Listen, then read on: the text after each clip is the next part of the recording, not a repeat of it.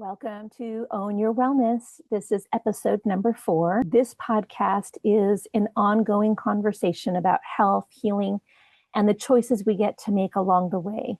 It's for people who don't want to feel alone or overwhelmed in their health journey. But this episode in particular, this is my story.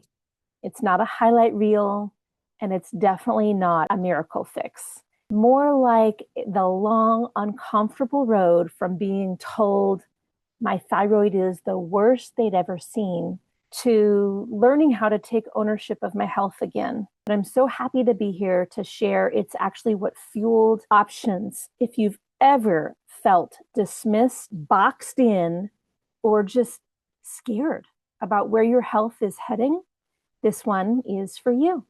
I want to talk to the woman who was told, oh, this is just so common, or you'll be on prescriptions forever. This one here, don't worry about it. You just stay on it forever and we can adjust it over time. Your labs look better. You should be doing fine now. And you really don't feel fine.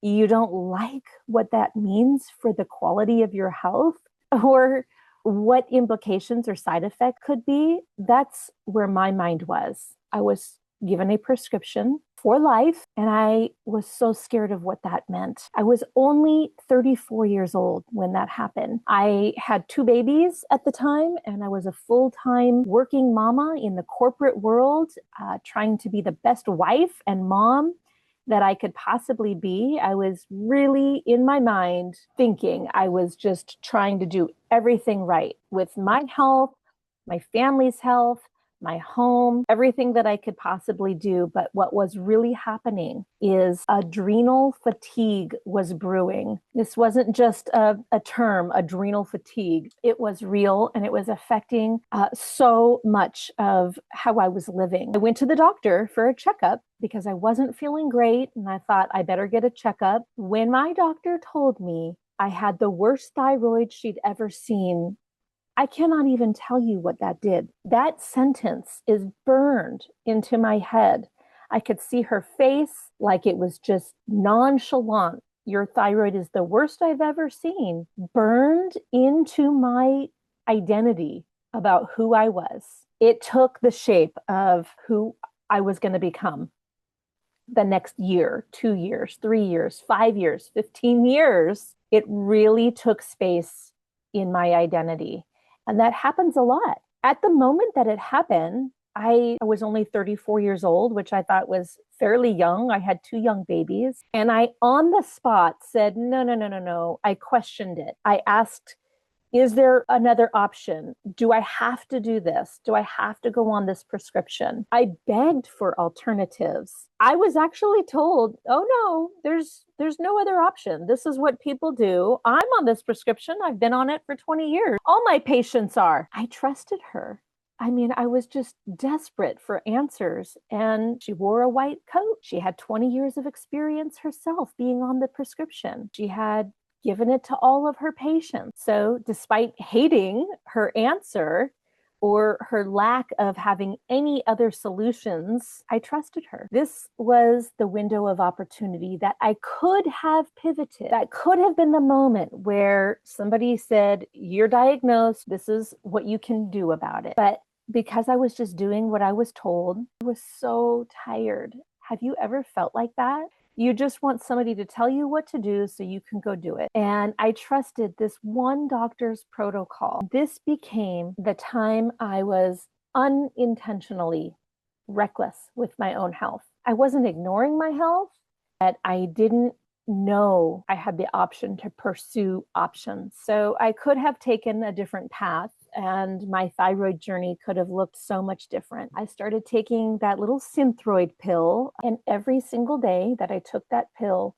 I literally felt anger and resentment and frustration. Can you imagine the feeling of putting that into your body with hatred and disappointment and frustration? That's what I mean about it became part of my identity. But I can tell you, for the next 5 years, I did not feel better. My weight was a huge issue. My mood was severely up and down. You wouldn't know this from my personality today, but my mood swings were off the chart. I was a yeller and a screamer. I was extremely fatigued. If I came home from work and I needed to nap, everything had to stop. I also had this very debilitating eczema all over my skin, on my hands, and in between my fingers. This made it so that it was very difficult to do dishes, wash my hair, bathe the kids, shower. It was just so painful. So I was functioning and my labs looked good, but I really was not thriving. And I most certainly was not heading towards my best health. I'm not going to knock prescriptions because not all prescriptions are bad. But at this moment in my life, when I was given a prescription because it was just written off as that's what the answer was, really and truly what I could have done was so much different to take care of the deficiencies in my body or the toxicities.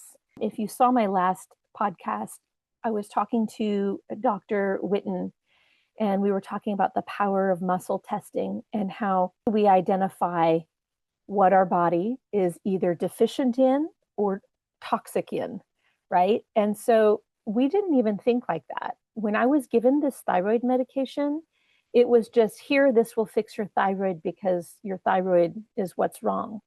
That was a downward spiral that started. What really woke me up, because why did I take it for so long? Year after year, every day I took it with anger and frustration and disappointment that my body had failed me for some reason.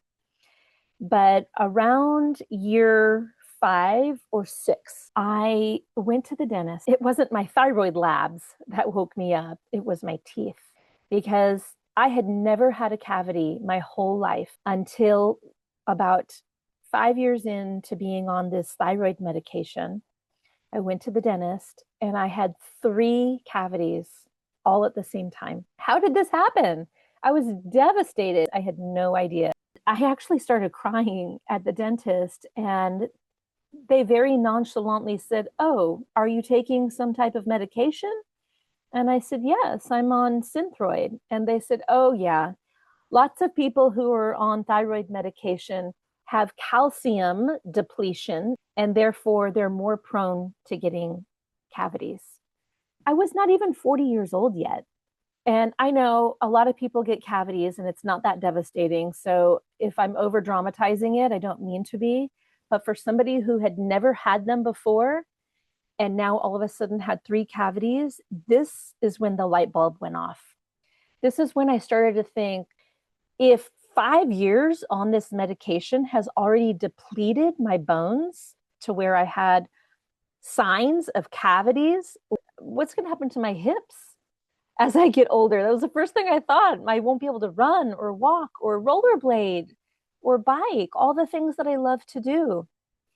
I was worried about aging. I was worried about my longevity being fragile. And this is when I realized managing those numbers I was obsessed with was really different than protecting my future. That really had nothing to do with protecting my future. It was a good gauge. It was good to have on paper. It was good to pair up with how I was feeling. But after the dentist that day and then getting 3 cavities filled, I really started to think, who can I talk to? Where can I go?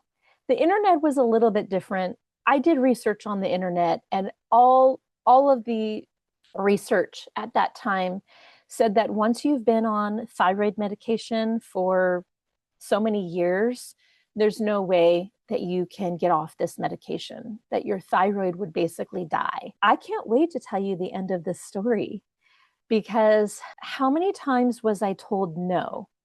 None of them told me that it was possible until one day. I thank you so much. I am so grateful for Dr. Jerry Kay. I still refer people to her to this day. I walked into her office. I told her my journey. I told her I'm on thyroid meds. I want to get off the medication.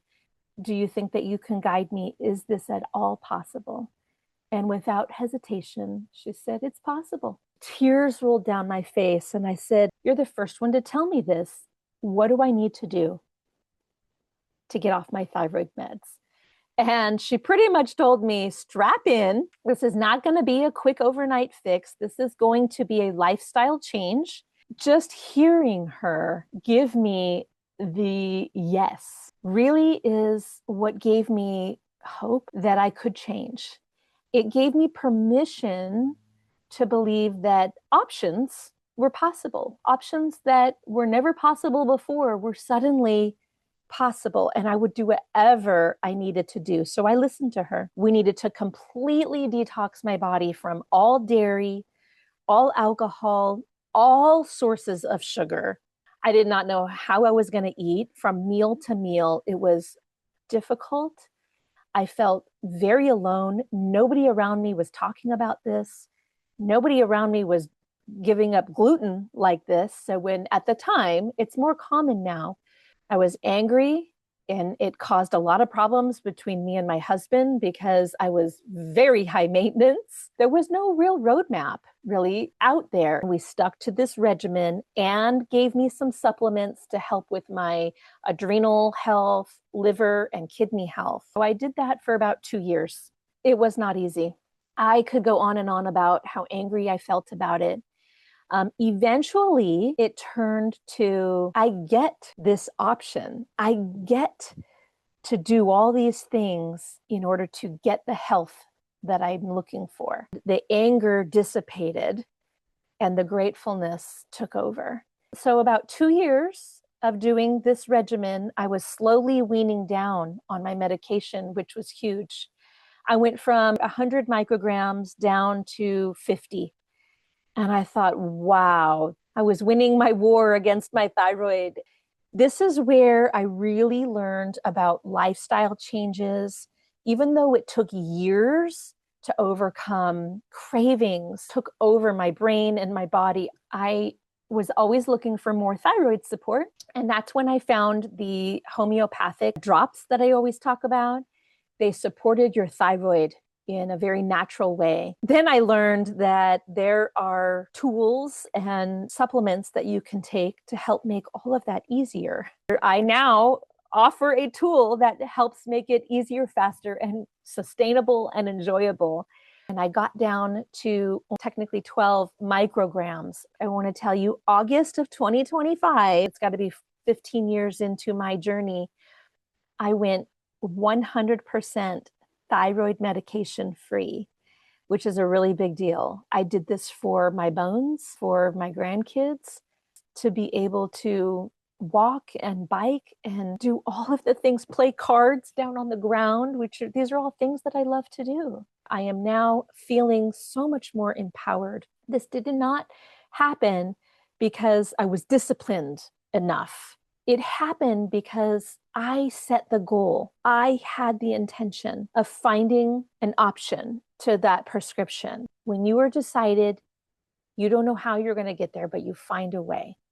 Owning your wellness doesn't mean rejecting doctors. It really just comes down to asking better questions. What do you want for yourself? What do you want? And is it even possible? Because I bet you if you're thinking about it, somebody else has thought about it and found a way.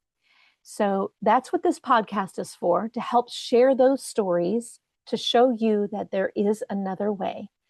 And having a clear vision of what you want for yourself and your future, because it's your health, it could mean tracking how you feel, not just what the lab work says, but in conjunction with what your lab work says. It means knowing that you're allowed to want more than what is just status quo, or what is manageable, or what is acceptable, the normal. Okay, it means knowing that you're allowed to want more than that. I'm going to end with just a couple of takeaways. You're allowed to ask, what else is there for me? Is there an option?